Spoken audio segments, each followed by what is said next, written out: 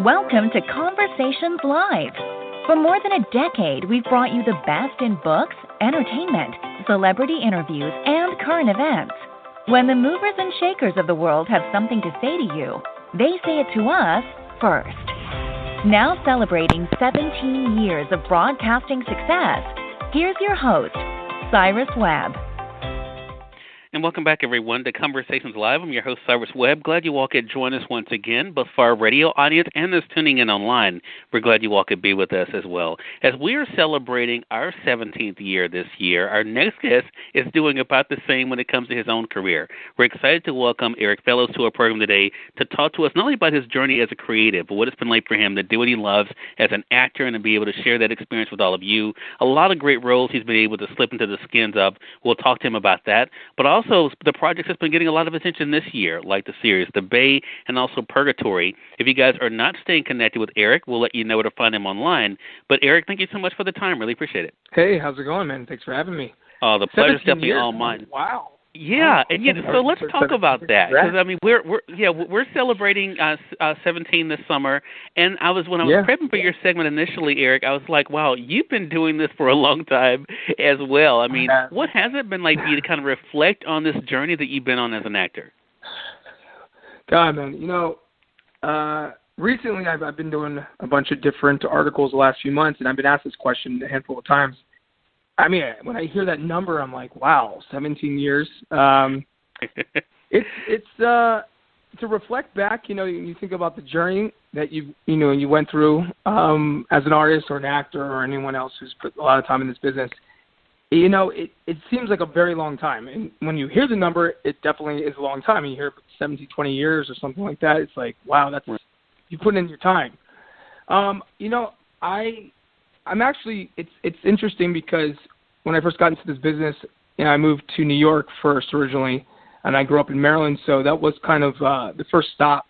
When I think about it from back then, where my life has come from the beginning, starts of my career to being in Los Angeles as long as I have, it's kind of like it just feels like it flew by. But when I think about it, it's been a long time, man. It's taken some years to really get established.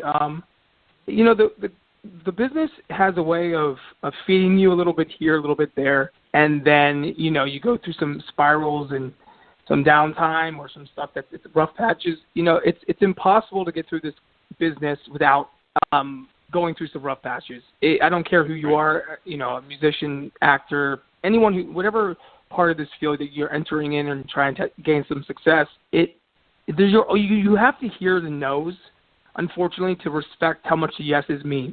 And when I think back, I mean, the journey and the people that I've worked with over the years, I'm just happy that I'm still in the game, and that at this point I've learned so much about myself as a person and as an actor, learned how to navigate, I guess, myself through it and allow, even if when the no's do come, I accept them differently and I find a different route to make sure it becomes a yes. I think that's what I've learned over the years, but to think about that it's been that long, it's interesting to hear it said out loud, I guess.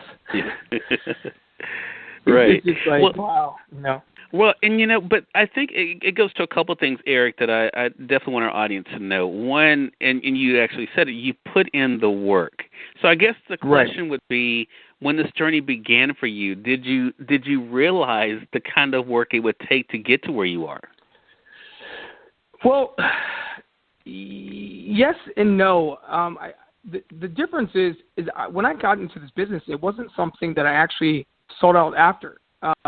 Truth be told, I wasn't ever really interested in entertainment. I actually grew up playing basketball, and that was actually my life dream. I mean, I started playing basketball at the age of 8.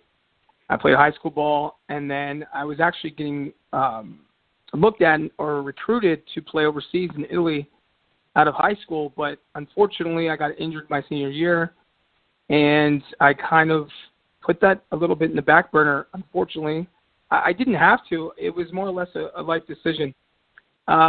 It's weird to have played and, spent my entire life, in that sort of mindset of sports and wanting to really make that my career. Unfortunately, I'm not 6'5", So it made it a little bit more difficult. But I really was determined, and I put so much effort into that I didn't really have any other goals outside of that. So kind of when that came to a halt, wasn't sure what I was going to do with my life. So I never thought that acting would be something that I would even be interested in. Because in high school, I took a drama class. I actually quit the drama class because I was like, I don't want to do this. I don't want to read these lines. This is ridiculous. So it was kind of more of a fall back into something else. And I got introduced to, a talent agent, a modeling agent in DC. So that was kind of how it started. It wasn't something I ever started after. So when getting into the business, I didn't really know enough about it. I knew that, you go and take some pictures, you maybe audition for some stuff, and maybe you get lucky and get a job. So I didn't realize how hard it really was until I moved to New York. I started modeling there first. But I was very lucky also off the top because I got signed with a pretty big modeling agency when I was, 19. And they introduced me to an agency called Innovative in New York, and I ended up signing with them. And it was kind of like connect the dots. The bigger agencies kind of set you up with other people. So I was learning that route. So I was handed a lot of things pretty quickly. The problem is wasn't handed like the work ethic. Like I didn't realize that, I'm going to have to put in the same effort that I put into playing basketball, becoming a good basketball player, that I would do the same as an actor. So that kind of was reestablishing the work ethic in my brain going, if I can translate the same sort of work ethic from the basketball in my mind, that was the only way I could understand it. It was like, cause that's the only really thing I ever wanted to do. But to be great at something or to gain success, you have to work hard, and you learn this in this business pretty quickly. Because people in this business, the ones that make it to, whatever we want to consider the top, because it's all fickle to understanding, really it's all opinionated. You start to realize how much work and time and effort on 24/7 that they're putting into this, that if you want to make it to that point, you have to show, improve, and have the talent to get to that point. And even then you still have to do even more than that to maintain. Longevity is the hard part. Right. So, I learned it through when I was in New York, and then September 11th happened, and actually that was my transitional move to Los Angeles. I had visited July right before and got a modeling agency out here and met with some people, but I didn't think I was going to go to LA that quickly. And that kind of was the force where, either I go back to Maryland or I move to LA. And that's what happened. But I learned pretty quickly that it's like, I got a lot of good stuff off the top, but I learned that in order to maintain that, it's relationships, it's just studying, it's just involving yourself and actually being you have to be extremely intelligent in your own way in order to navigate yourself through this business. You can't just fall into it. You can get lucky. And what I mean by that is you can get a couple quick things, you can get stuff, but in order to catapult yourself into the next point, these people are intelligent people. You know what I mean? They know what they're doing. So you have to figure out how to make yourself involve yourself into the right scenarios, and that is not easy. Yeah. So it's not easy. Kind of like it's not. Yeah, and I'm just going to say, to tie into that, Erik, it kind of goes to what you and I were talking about before we went on here. I mean, you talked about, your first love, being basketball. I mentioned to you when I was prepping for this, one of the captions that really stood out to me on Instagram, and if you guys are not following him there, it's just Erik Fellows Officials, where you guys can find him there, Erik with a K instead of a C. But on May the 16th, you had made a post after watching The Last Dance on Netflix, the first episode, and you have a picture of you from your modeling days there, with where we're able to see the Jordan tattoo. And I love two things that you said in this post, and I want to read those and then have us talk about it, because you mentioned this, the tattoo of Jumpman 23 logo that you see on my arm. I had that done when I was 14 years old from some random tattoo guy in his basement. He didn't want to do it because he said I would regret it one day and that I would want to take it off. Well, I did have it lasered, but it's not because I made a mistake. It was a choice for work purposes. And I thought at the time of age 33 years, it was the right time to let it go. I had it for 19 years, but I'm happy I had it that long, and I remember that I used to look at it knowing what it meant to me and the fact that he inspired me that much to not only play the game of basketball, but to be determined to be the best I could be. And I that really struck me, Erik, because I thought, we all have that person. How does it feel now to be that person for other people? Because you have a lot of fans that create fan art for you. They create these videos for you that I see in the comments. They're talking about not only congratulating you, but how much you inspire them. What is it like for you to be now for others what Jordan was for you? I don't even know if there's really words, because it's interesting.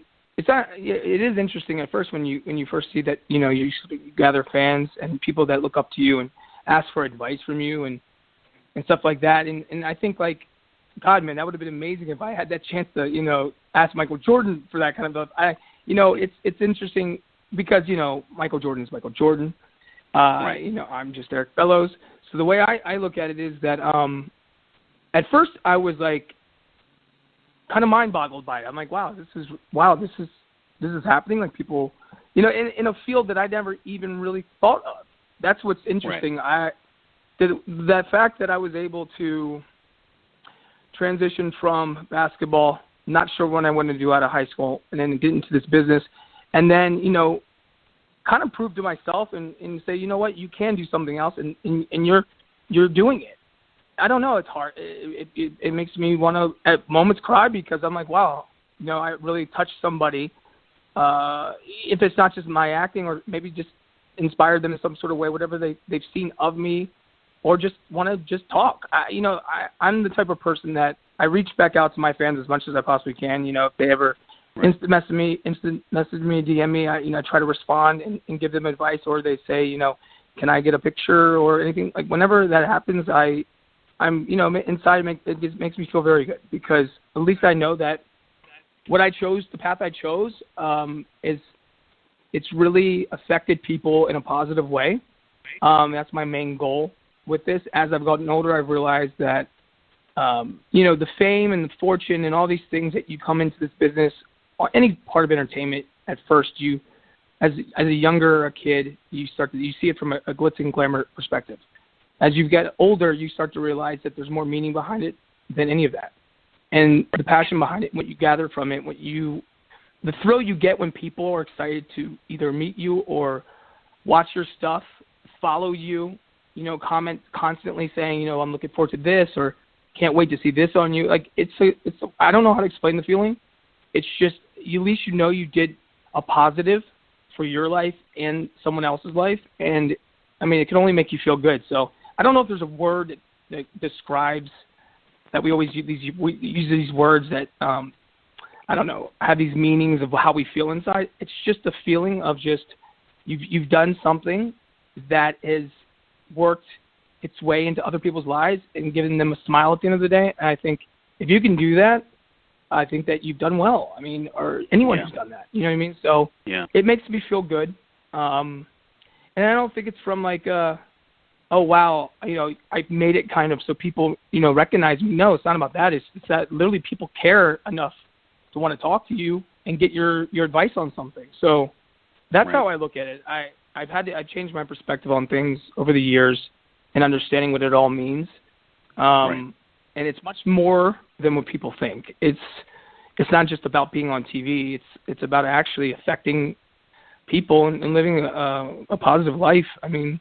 We're going through some rough times right now, so anything that's going to make people smile is going to make me happy, Yeah, right, for sure. So, Erik, last thing I want to talk to you about, and again, I appreciate the time.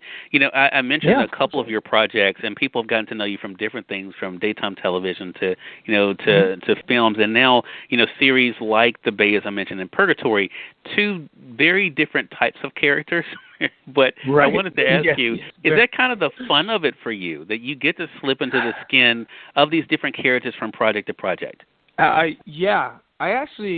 demand the chance to try to play different characters. The one thing about being on a soap or soaps in general is that you have to be a little careful of getting pigeonholed or stereotyped a bit of being that specific character or actor, or, you know, a lot of soaps, you know, you're on them for many years. I did a 2.5, 3-year stint on Days, which was good, and I'm glad that I had the chance because it got me prepared for a lot of things in my career, because soaps is a very demanding schedule, and the time frames and how many pages you're shooting a day is just mind-blowing in comparison to even prime time or working on films. It's a different machine.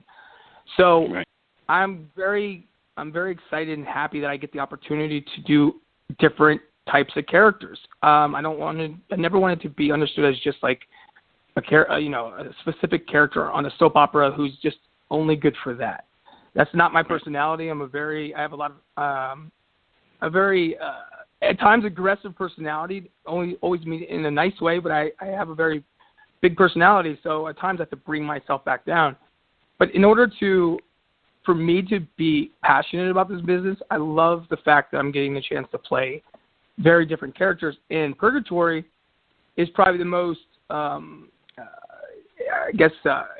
bad, evil-ish character that I've ever had a chance to play. I played Nemesis quite a bit, but I never got to play anything to this level. And I took it to a degree and they're actually airing episode 7 this week, and the finale 8 in season 1. We've actually shot 2 seasons, so but we have to finish off the second season because we got shut down in the middle of COVID. But Bobby in Purgatory is very, very.